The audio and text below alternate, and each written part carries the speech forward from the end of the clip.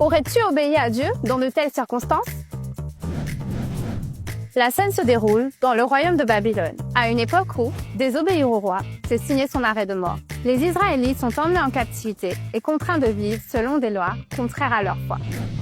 Un jour, le roi Nebuchadnezzar fait ériger une statue géante en or et ordonne que tous ceux qui ne se prosternent pas devant elle soient jetés dans le feu.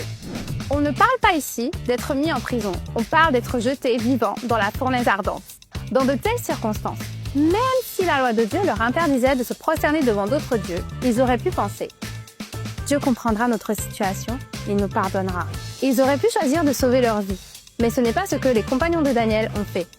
Contre toute attente, ils répondirent au roi « Notre Dieu nous délivrera, et même s'il ne le fait pas, nous ne nous prosternerons pas ». Le roi furieux les fit jeter dans le feu, mais ils en sont ressortis indemnes. Il y a une parole dans la Bible qui dit « L'ange de l'Éternel campe autour de ceux qui le craignent et les arrache au danger ». Les compagnons de Daniel n'ont pas vu de leurs yeux les miracles que Dieu a faits à travers Moïse. Mais ils ont choisi de croire que cette parole, transmise à travers les siècles, est parfaite et sans défaut. Ils ont choisi de croire que l'obéissance est la plus grande forme de sagesse, que craindre Dieu plus que les hommes serait toujours un choix bénéfique. Nous aussi, nous vivons dans un monde où tout nous pousse à compromettre notre foi. Alors, quand ces moments viendront, rappelle-toi de cette histoire. Obéir à Dieu est et sera toujours la plus grande des sagesses.